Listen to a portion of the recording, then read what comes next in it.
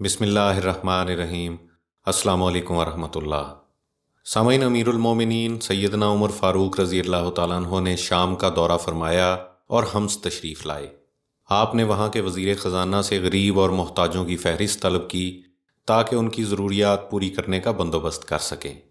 फ़हरिस्त तैयार होकर सैयदना हज़रत उमर रज़ी अल्लाह तआला अन्हो के पास आई तो आप एक नाम पढ़कर हैरत से चौंक उठे, सईद बिन आमिर। दरियाफ्त किया कि ये सईद बिन आमिर कौन है?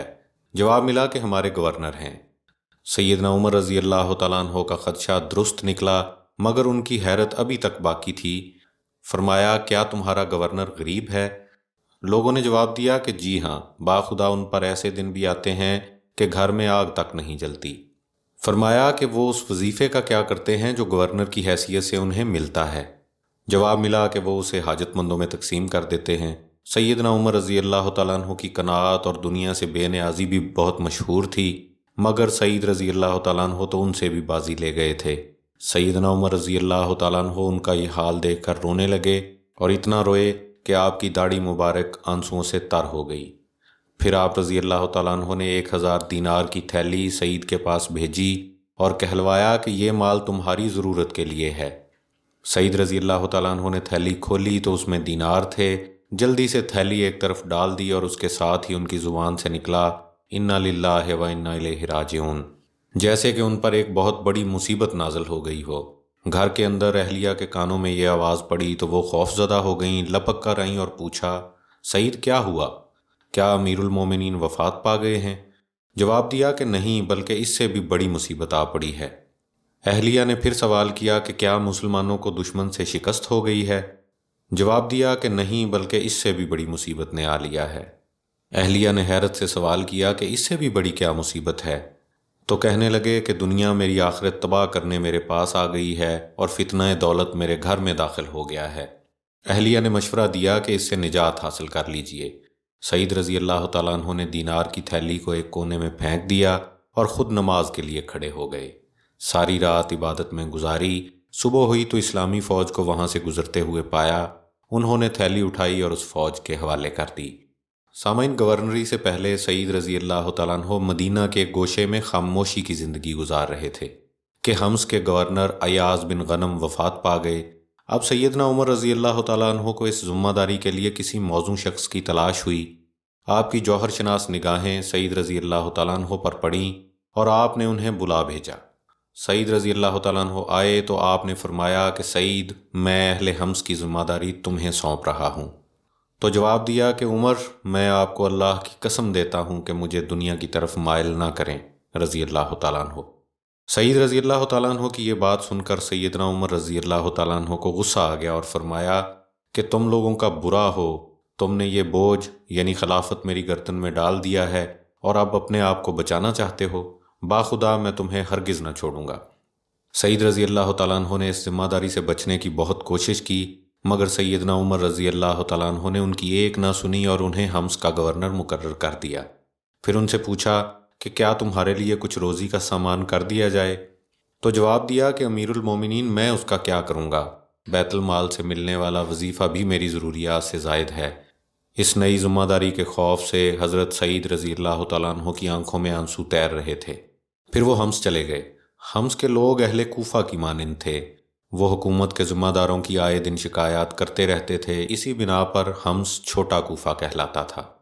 एक दफ़ा हम्स से चंद लोग मदीना आए और सैयदना उमर रज़ी अल्लाह तआला अन्हु की खिदमत में पेश होकर हज़रत सईद रज़ी अल्लाह तआला अन्हु के ख़िलाफ़ 4 शिकायत पेश कीं। पहली कि जब तक काफ़ी दिन नहीं चढ़ आता वो घर से नहीं निकलते। दूसरी, रात के वक्त किसी को जवाब नहीं देते। तीसरी, महीने में एक दिन घर से बिल्कुल बाहर नहीं निकलते। चौथी, कभी कभी उन्हें जुनून के दौरे पड़ते हैं।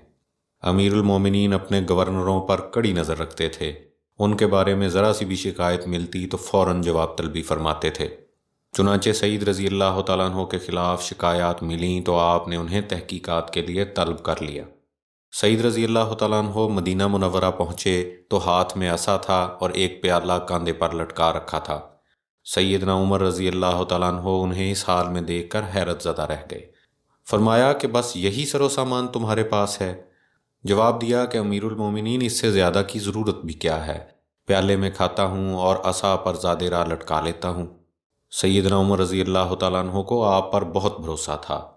उमर रज़ी अल्लाह तआला अन्हो ने अहले हम्स की शिकायत के बारे में पूछा, सईद आप इस बारे में क्या कहते हैं? सईद रज़ी अल्लाह तआला अन्हो थोड़ी देर खामोश रहे, फिर कहने लगे कि अमीरुल मोमिनीन, अल्लाह की कसम मैं इन बातों का जिक्र पसंद नहीं करता, मगर अब इसके सिवा कोई चारा नहीं। बात यह है कि मेरे घर वालों के पास कोई खादिम नहीं। हर सुबह उठता हूँ और उनके लिए आटा गूंथता हूँ, फिर आटे में खमीर उठने का इंतज़ार करता हूँ। इसके बाद उनके लिए रोटी पकाता हूँ, फिर नहा धोकर लोगों के लिए बाहर निकलता हूँ। रहा रात के वक्त जवाब न देने का मामला, तो दिन मैंने लोगों के लिए रख छोड़ा है और रात अल्लाह तबारक व तआला की इबादत के लिए मखसूस करती है। अमीरुल मोमिनीन, मेरे पास कोई खादिम नहीं और ना ही इन कपड़ों के अलावा कोई दूसरा लिबास है। मैं महीने में एक मरतबा इसे धोता हूँ, फिर इसके सूखने का इंतज़ार करता हूँ और दिन के बिल्कुल इख्तिताम पर बाहर निकलता हूँ।